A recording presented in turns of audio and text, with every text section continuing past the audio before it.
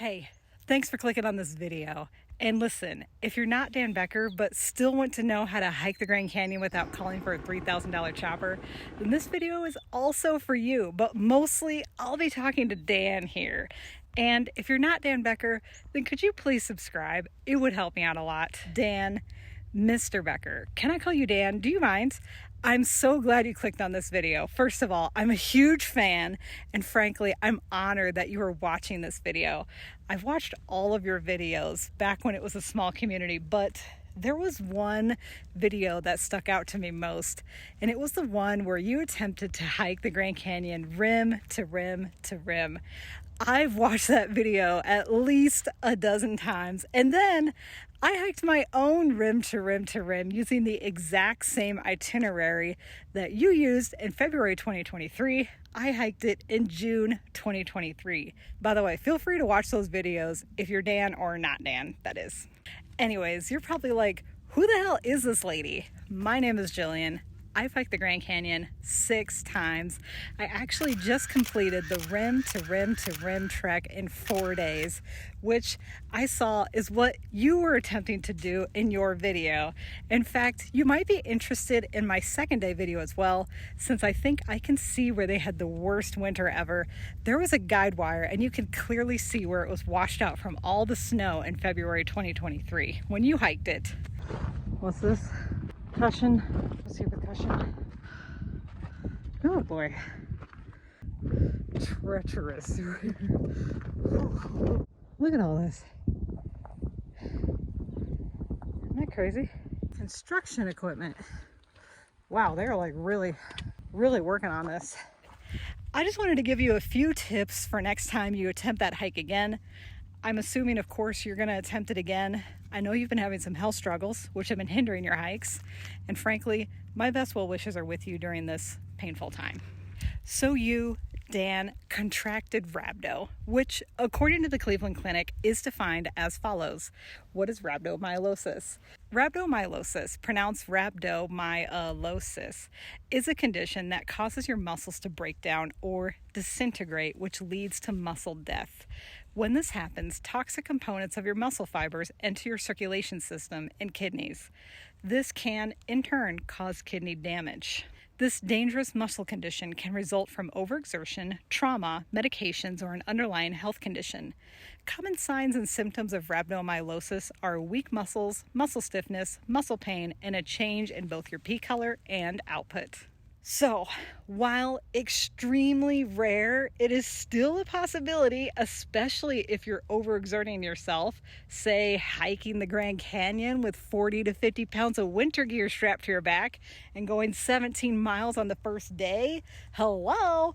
Any of this starting to sound familiar, Mr. Becker? Honestly, the best advice I've ever received is to know your body. I know you're a professional hiker with something like 200 hikes completed, so this next part may not be headline news to you, but it doesn't hurt to emphasize, right? So, know your body. What does this mean? It means primarily understanding how your body reacts to heat, to the cold, to getting dehydrated, overhydration, hiking 10 plus miles in a day, etc. For example, how much do you sweat during a strenuous workout? Let's forget about that 30-pound hiking pack for a second. How much water do you drink during normal, strenuous workouts? Do you feel it's more than the average person? Also, are you fair-skinned? Do you sunburn easily? Imagine yourself hiking in this heat. It's 110 degrees with the sun beating on you.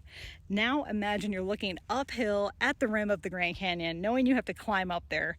What if it's 10 degrees out and the snow is 4 feet deep? Now can you make it? For me, and probably for Mr. Dan Becker as well, the most important lesson to be learned is how to balance water and salt intake. When I first started hiking around Arizona, I was drinking a ton of water, but I would get massive headaches afterward, and that was only with day hiking. It took me years to figure out that I needed more salt, a ton more salt, because I was sweating out all of my electrolytes. The problem also is that in this heat, your sweat evaporates instantly, making the loss almost almost imperceptible. I imagine Dan experienced something very similar because even in the winter at the bottom of the Grand Canyon, Phantom Ranch is considerably warmer. Mr. Becker hiked the Grand Canyon in February 2023.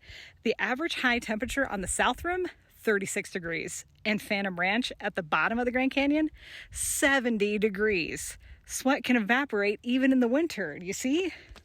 With all that said, I highly recommend a mix of both Gatorade electrolyte mix and salt tabs. And if you're a sweaty girl like me, I put half to full mix powdered Gatorade in my 3-liter Camelback bladder itself. And I eat a couple of salt tabs every 45 minutes or so during the strenuous or extremely hot weather hiking. My second tip for hiking rim to rim to rim, a 5 to 10 minute break for every mile you hike. This doesn't mean you stop every mile, but it does mean that after 7 miles, at least a 35-minute break if you hiked all the way to the bottom on the South Kaibab Trail, for example. And be sure to eat a little something, even if you have to force it. Oh, I'm not hungry. No, that's your body trying to conserve energy the only way it knows how after extremely strenuous hiking, suppressing hunger. It will feel like all you crave is water, water, water. Trust me, I've been there. Your hunger may also be suppressed because you just drank all 3 liters of water, but you need to eat too, food, lots of it. It's recommended to have a small snack at least every 45 minutes during strenuous hiking. And I've said this before and I'll say it again, bring what you like to eat while hiking. Please do not bring those stupid organic almond butter packets if you don't like those. You know what I like to eat? Skippy peanut butter packets. Yes, Skippy makes peanut butter packets too. Easy on the stomach. I hike in the heat, remember? And I like to eat them while hiking. Not a sponsor, okay? And hey, if you like those organic almond honey butter packets by Justin's, then buy those, but be sure to eat them too. So to summarize, know your body, drink electrolytes, and eat salt tabs in the Grand Canyon, especially during strenuous hiking. And finally, eat what you like to eat. Eat food. So Dan, thank you for watching this video. If you want to try that trek again using the same itinerary that you did last time, then hit me up.